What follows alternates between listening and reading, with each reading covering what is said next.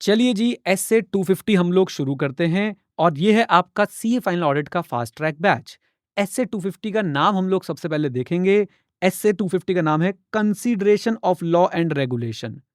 आगे वाली लाइन बहुत इंपॉर्टेंट है, लेकिन कंसिडर कब करना है? In an audit of financial statement. यहीं से एक कॉन्सेप्ट भी निकलता है कि अगर अगर आपको एंगेज किया गया है to report separately on compliance with law and regulation, then this standard will not be applicable. This standard is applicable when you are doing audit of financial statement and now you are required to check the compliance and non-compliance with law and regulation. पहली बात clear. Objective, इसी को बहुत अच्छे से पढ़ेंगे क्योंकि यहां से ही हमारी बहुत अच्छी क्लैरिटी जो है वो डेवलप हो जाएगी. सुनिएगा जरा. सबसे पहला काम क्या करना है? मन में तो हमें पता है लॉ को दो पार्ट में बांट दो. ऐसे लॉ जिनका डायरेक्ट इफेक्ट आता है मैड पर यानी मटेरियल अमाउंट और डिस्क्लोजर पर, और ऐसे लॉ जिनका डायरेक्ट इंपैक्ट नहीं आता that may effect the financial statement, basically operations पे इंपैक्ट डाल सकते हैं. अब इन्हीं दोनों को ध्यान में रखते हुए जरा हम लोग अपना ऑब्जेक्टिव बना लेते हैं. हमारा ऑब्जेक्टिव क्या है?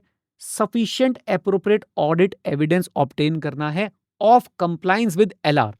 Sufficient appropriate audit evidence obtain करना है ऑफ कंप्लायंस विद एलआर. कौन से वाले एलआर? कम ऑन, कौन से वाले एलआर के लिए बोला जा रहा है आपको ये ऑब्टेन करने के लिए? जल्दी बोलिए. जिन लॉज का डायरेक्ट इफेक्ट आता है मैड पे. मैड पे बोले तो मटेरियल अमाउंट एंड डिस्क्लोजर्स पे. बढ़िया. फिर हम लोग बोलेंगे ठीक है जी, ये वाले लॉ तो हो गए. हमारे जो दूसरी कैटेगरी के लॉ थे उनके लिए क्या करना है? Perform audit procedures to identify non compliance. Perform audit procedures to identify non compliance. और यही मैं आपको बता दूं कि वो प्रोसीजर्स कौन से हैं. Inquiry from management and inspection of correspondence. अब तो हम बड़े बच्चे हो गए ना, फास्ट ट्रैक बैच चल रहा है. Inquiry from management and TCWG and inspection of correspondence हम लोग जो है वो करना चाहेंगे. ये कौन से लॉ रेगुलेशन के रिस्पेक्ट में है? Law and regulation that may have a material effect on financial statement. May have, जैसे कि आपका एनवायरमेंटल रेगुलेशन हो सकता है, आपके लेबर लॉज हो सकते हैं, आपके कोई लाइसेंसिंग लॉज हो सकते हैं, जो आपके रेगुलेटरी अथॉरिटी से रिलेटेड लॉ है, वो सारी चीजें यहाँ पे आ जाएंगी. डन. डन. अच्छा जी. तीसरी बात जो आपने ध्यान रखनी है ऑब्जेक्टिव में, you have to respond appropriately. ये हम पढ़ेंगे लास्ट में. रिपोर्टिंग की बात हो रही है.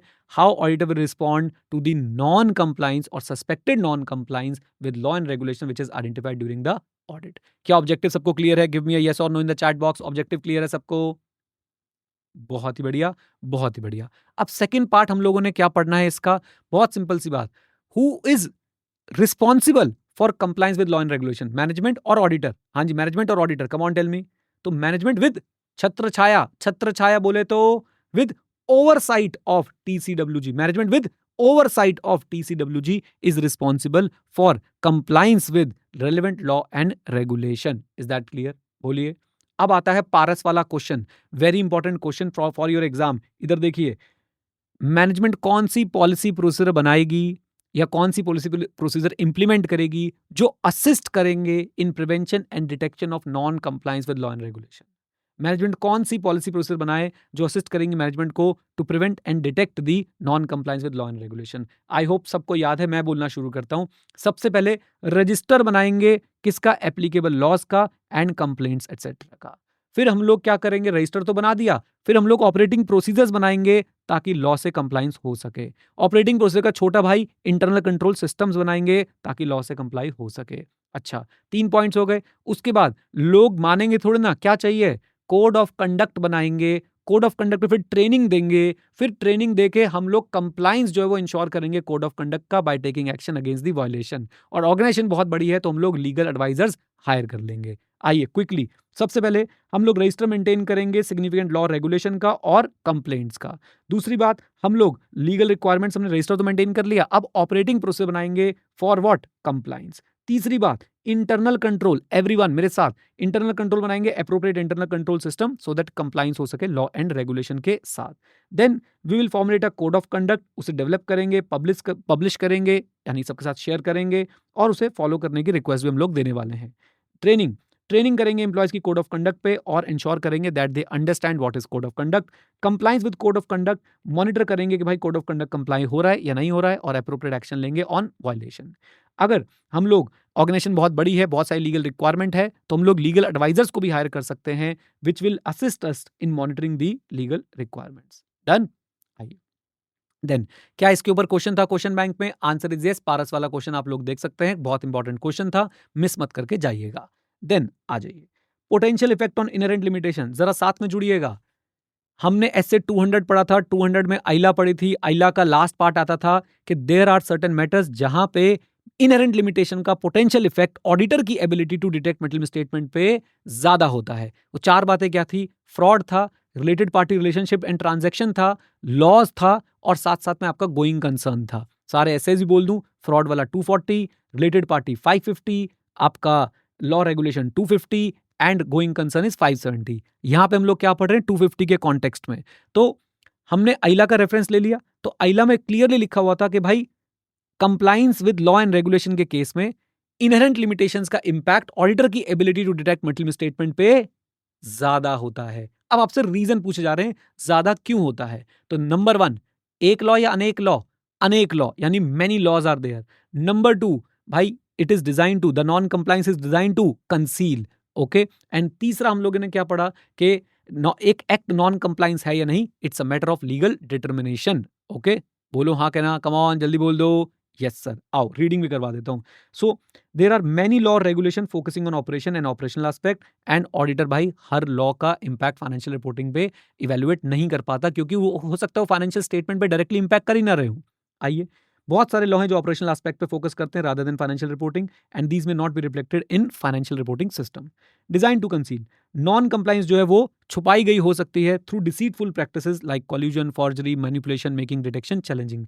किचन एक्सपेंसेस यहां पे याद रखिएगा, kitchen expenses, guest entertainment expenses etcetera etcetera. हो सकता है कि भाई ब्राइब दियो और किचन एक्सपेंसेस की तरह दिखा दिया हो। Okay, legal determination of non compliance, what is legal determination of non compliance? तो एक एक्ट में नॉन कंप्लायंस है या नहीं है, वो ultimately it's a matter of legal determination by court of law. Okay, responsibility of law, responsibility of auditor, अब मैं आपको बोलूंगा, आपको ये पढ़ने की जरूरत नहीं है। रिस्पॉन्सिबिलिटी ऑडिटर की क्या है, हमें भाई वो ऑब्जेक्टिव से ही क्लियर है। Sufficient appropriate audit evidence obtain करना है of compliance with law and regulation having direct impact on mad, याद है कि नहीं? दूसरा, प्रोसीजर परफॉर्म करने हैं to identify non compliance with law and regulation that may have effect on the financial statement, यानी इनडायरेक्ट इफेक्ट ऑपरेशंस पे आ रहा है, फाइनेंशियल स्टेटमेंट पे आ रहा है। एंड हमें रिस्पॉन्ड करना है अप्रोप्रिएटली टू नॉन कंप्लायंस और सस्पेक्टेड नॉन कंप्लायंस, राइट? तो यही बातें यहाँ पे लिखी है, हमने बड़ी अच्छी तरह पढ़ ली है। नाउ लास्ट पॉइंट हमारा कौन सा है आज का? Auditor consideration of compliance with law and regulation. लीजिए, ये फ्लो में आपसे पूछा जा सकता है, इसको ध्यान रखिएगा कि ऑडिटर को क्या क्या चीजें कंसिडर करनी है while checking the compliance with law and regulation और checking non compliance of law and regulation. तो सबसे पहले ऑडिटर विल ऑब्टेन अंडरस्टैंडिंग 315, यहाँ पे एक और इनसाइट भी है, 315 का ही एक्सटेंशन है 250 with respect to compliance with law and regulation, और 315 के साथ 330 भी इसके अंदर आपको देखने को मिलेगा, यानी response to the assessed risk. Okay, ऐसे ही और एक बार बोल देता हूं, 315, 330, 230, 580।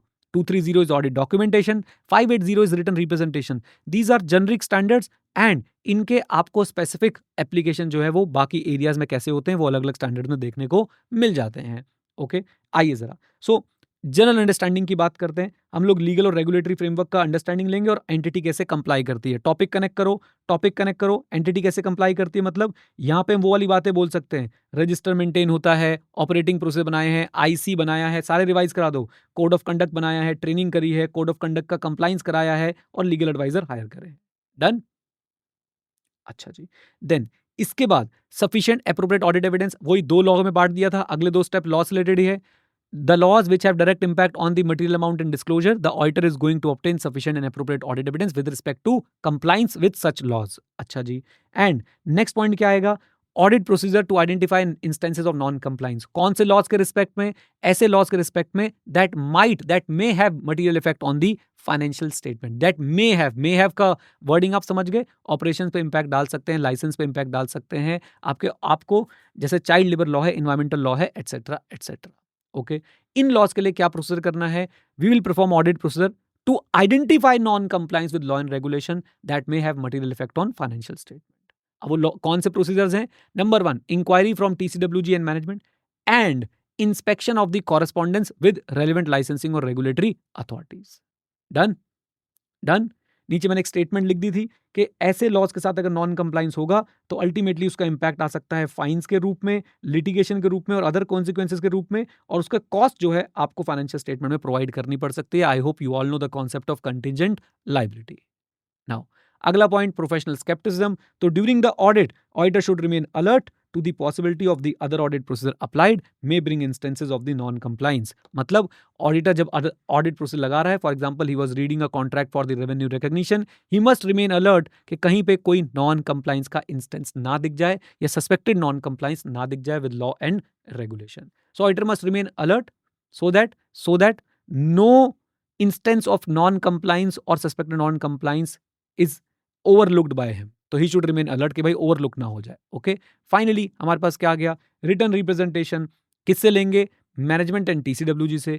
किस बात के लिए, ऑल नोन नॉन कंप्लाइंस और suspected non compliance affecting financial statement has been disclosed. all known non-compliance or suspected non-compliance has been disclosed to the auditor, right, which are having effect on the financial statement। Done।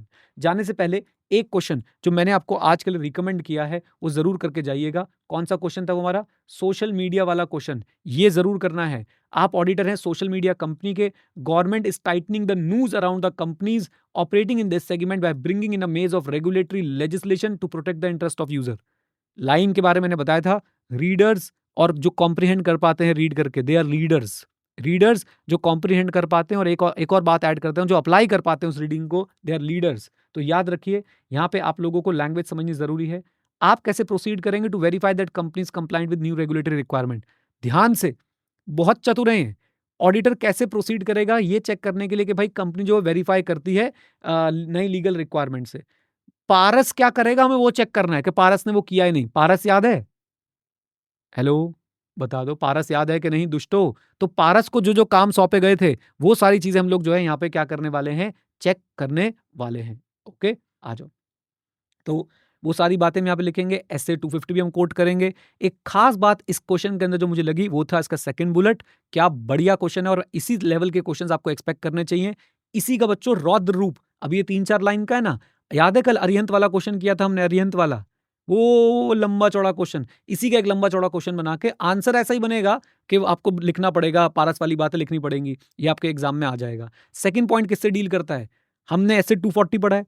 S A 240 में हमने fraud risk factors पढ़े थे, characteristic of fraud पढ़ी थी, incentive opportunity and pressure, incentive pressure opportunity and rationalization. फिर हमने fraud risk factor पढ़े थे फ्रॉडलेंट फाइनेंशियल रिपोर्टिंग को लेके।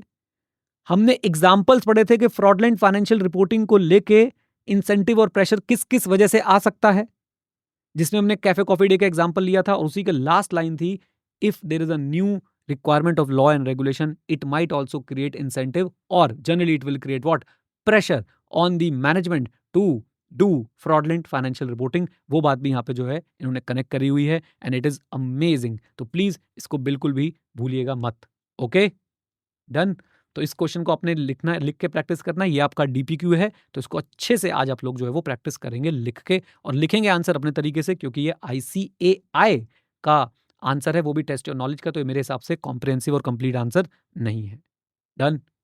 चलिए जी, तो आज हमने करी है इतनी बातें। ये थी हमारी फास्ट ट्रैक बैच की क्लास नंबर 1 ऑफ एसए 250। अब मिलेंगे आपसे अगली कक्षा के अंदर। तब तक के लिए लंबी गहरी सांस भरें।